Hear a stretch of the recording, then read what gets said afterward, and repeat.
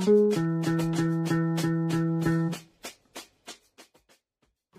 guys, welcome back to another video. It's your man Jay Will. So Monday smartphone news is a little different. I want to talk about the topic of the underdog.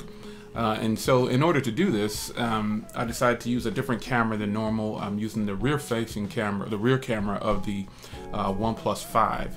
And I wanted to talk, I'm just using this to test it out, but I wanted to talk about the underdog. The underdogs to me seem to be winning.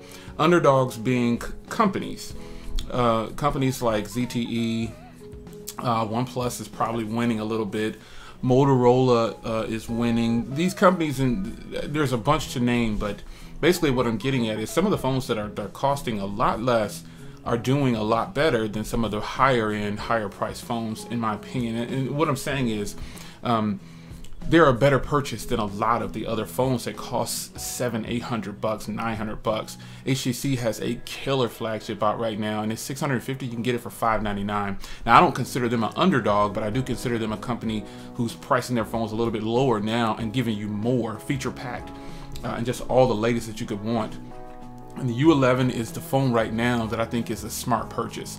And people are saying they're the comeback company and things like that. They're making a good comeback. People are talking about their profits are up now. Their profits are up like 50% or something like that. That doesn't affect me as a consumer, but this is what's happening in the industry. And I think a company like OnePlus and ZTE, look at some of the products. And Motorola, Motorola is a company that brings out some killer phones. And I think they're kind of in the underdog category, and like the ZTE Axon 7 is in the underdog category, and I don't know why. These are, well, I know why. I shouldn't say that, because of marketing. They don't market as, they don't get as much airtime as some of the other bigger companies get. The bigger companies, or the companies with more money, I should start saying, they spend the money on marketing. Like Apple and all these other phones. These are some expensive devices, and you know, they're considered the big dogs. Samsung is considered the top dog, you know. But are you really getting what you're paying for when you're buying their devices? Are you getting all that you should get? And that depends on you as the consumer to decide that. I'm not here to try to make up your mind for you, but I wanted to talk a little bit different this time on smartphone news. Instead of bringing you regular news, oh, the note's coming, this is coming, that's, you know, getting kind of played out. So a good discussion video is always good every now and then. So I'm using the OnePlus 5, like I said, to record this video because I consider it, after having the OnePlus 5 for 72 hours or so, I will give you an update probably in another 5 days or 4 days or something, I don't know, whenever I see fit to do it. But, you know, companies like this, the only downfall I can find right now with the OnePlus is their displays. And I don't mean like in a bad way. They're just not putting 2K displays in their phones. While that's not a requirement to me, I think HTC has proven that at the price point, you can get a 2K display and a lot more. You know what I mean? The HTC U11 has boom sound, a 2K display, you know, same size screen as this phone right here. And I normally would use the front camera of the U11, but again, I want to test out the rear camera of the OnePlus 5. The OnePlus 5 to me is an underdog. That's just my opinion. You can disagree, I understand, but I don't mean that in a derogatory way. I mean it in a sense that more people, if they knew about it, they probably would buy it. For $539 or whatever this phone costs, $550, $540 or whatever, it's obviously a better purchase than a phone like the BlackBerry Key 1. Because all you're getting with the Key 1 is a better build quality, probably a more sturdier build quality, I should say. And I think it's built like a tank. And then you're getting a keyboard. After that, you're not getting anything that's will make it a smart purchase over this phone right here, or definitely not the HTC U11. I don't care what anybody says. You can say whatever you want to say about the HTC U11. Most of those people who say it don't have it. That phone is the phone to purchase in 2017 at the moment.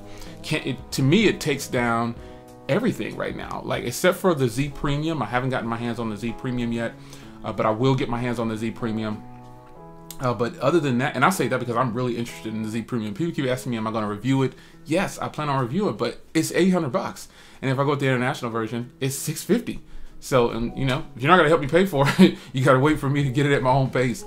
But The Z Premium probably would give the HTC U11 some run for this money, because you can, a lot of people have posted, you know, you can set the screen permanently at 4K, and that's an upgrade. That's better. A 4K display is better than a 2K display, I would hope. But the underdogs like Motorola, you know, to me they're winning amongst the right crowds, you know, because they have Verizon. They got the exclusive with Verizon, and Verizon has the most subscribers right now.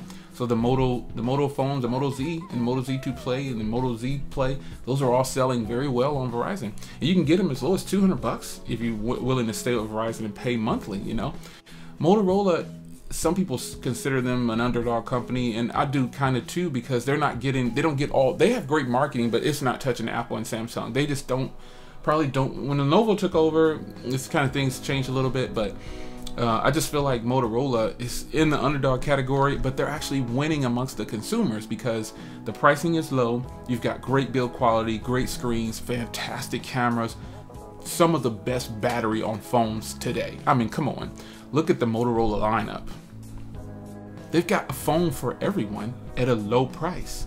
Now the Z2 Play, it's getting up there in price. You know, it's getting up there in price when you start to compete. Just $70 more, and you can have a version of the OnePlus 5. But that doesn't mean that it's a better purchase than the Z2 Play. I mean, the Z2 Play, in my opinion, probably has better build quality than the OnePlus 5. And that's just what I think. I like the way it looks, you know, that gold and white is very sexy. Even the gray version is very sexy. But I think, you know, some phones won't ever fade away. You know, Motorola has a fantastic lineup. They're checking all the boxes, you know. In the tech community, they talk about the processors.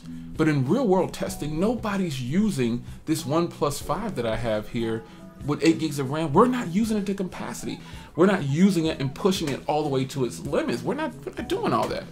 You know, so the 8 gigs of RAM is just a selling point. It's just to say, grab them, we got the biggest ones. That's really what it's about. After that, means absolutely nothing. I have 5 to 6 gigs of RAM free on this phone at all times. I have like all my apps open. It's amazing, and it's a fluid phone. But you can buy this phone for $480 or $550 or $540 or something like that. It's a fantastic purchase over the S8 and the S8 Plus. You know, it's a fantastic purchase over the iPhone 7 and 7 Plus. Especially the iPhone lineup, because they're still running 1080p displays too, but the screen on this phone is definitely a beautiful AMOLED display. It is just a great purchase. Now, a company like ZTE, they're an underdog too, because they have that one killer flagship in the US. I know the Nubia line is not in the US. If they were to bring the Nubia line to the US, I would be ecstatic, because the Nubia line will blow away all these phones that we have. I mean, they already have 8 gig phones, you know, it's already there. So, you know, they're just not in the US, and that's just what it is. So ZTE has the Axon 7, man. I mean, the Axon 7 is known for having the best speakers on any smartphone. You can debate that all you want to. That is how I feel about it. That's my personal opinion, along with millions of other people's personal opinion. The Axon 7, and a lot of people want the Axon 8. Well, people always say, well, check with Jay. I don't work for ZTE. I don't have any kind of special leads or anything. If I have them, I'll share them.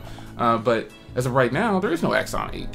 You know, and if they were to bring an Axon 8, it's going to be hard to top the Axon 7. They're gonna have to really bring it, slimming it out a little bit more, keeping those dual speakers right with where they have it now, and improving on that, keeping Dolby Atmos, you know, keeping the 2K screen, upping the processor to the latest processor. That's all they have to do. Refresh the body of the Axon 7, put the latest processor in there, give it 6 gigs of RAM, because people like to see that for some reason. You could stick with 4. You will shut the industry down, especially if you're bringing it out at $599. ZTE, if you're listening, $599 for the Axon 8, 5.7-inch Quad HD display, AMOLED, dual speakers. Refresh the frame a little bit, slim it out a little bit, keep the big battery, put a 3600 milliamp hour battery, 3500 milliamp hour battery. It could be done. It could be done. 4 to 6 gigs of RAM, Snapdragon 835, minimum 64 gigs onboard storage with an SD card slot. I mean, we don't need wireless charging, but some people like it. If you want to add waterproofing, add it. You don't have to. You can shut the industry down with $599. You'll be competing directly with the U11, period. So another underdog company. Another one is Huawei. The Mate 9 is $599, guys, and it has some of the best cameras, beautiful hardware, dual speakers. It is just another killer package. And you get a 5.9-inch display for $599. And when it first launched, they had a lot of promos for $499. I mean, think of, and listen, for those that have no experience or hands-on with the Kirin processors, you are missing out. The Kirin processors, and also, you know, Huawei's got the Honor 8. Oh my gosh, they've got a lot of great premium built hardware and the processors to match, and the software. The software on Huawei products, buttery smooth. You don't need a launcher. Buttery smooth. Screen on the Mate 9 could pass for an AMOLED display. It is that good. Performance, everything is just there. And that's just a few companies I wanted to talk about. ZTE, Huawei, Motorola, OnePlus. There are a lot more companies out there that you probably could name off that you consider an underdog company, you know? And there's a lot of phones that are way more advanced and offer more that are not in the US. From companies like Samsung, man. They've got the Pro lineup overseas, the C7, the C9 Pro. All these phones, to me, should have come to the US and they cost less, but they're not gonna do that for some reason. I mean, that phone offers 6 gigs of RAM with 64 gigs onboard storage. 6-inch display. I mean, there's just a whole bunch. AMOLED. There's a bunch of phones that are not released in the US that would just destroy a lot of phones in the US, and maybe that's why they don't bring them over here. Maybe they want to keep the high price phones over here, you know, and give us less and make us pay more. Who knows? Anyway, it's your man Jay Will, Smartphone Conversations, Monday's news, a little different. Wanted to talk about some of the underdogs that I consider to be underdogs, but not in a derogatory way. I mean that in a positive way. It means that they're giving consumers what they want, but they're not getting the recognition. And now I can officially add OnePlus to that lineup. While OnePlus's marketing is horrible, I haven't had any problems with their customer service. You know, their marketing is pretty bad. But their phones, from my experience, I've had the OnePlus 3, the OnePlus 2, and I've had now the OnePlus 3T and the OnePlus 5, and I've had a great experience with every last one of them. So it's just a matter of getting one. You know, this phone right here, you got to wait 12 days to get it if you want the model that I have, but the 66 and 64 gig is in stock, ships right away. The 8 and 128 that I have, nowhere to be found, at least for 2 weeks. So it's your man Jay Will once again. Smartphone Conversations, Monday's news. I will see you in the next one. So stay tuned for more. Take care.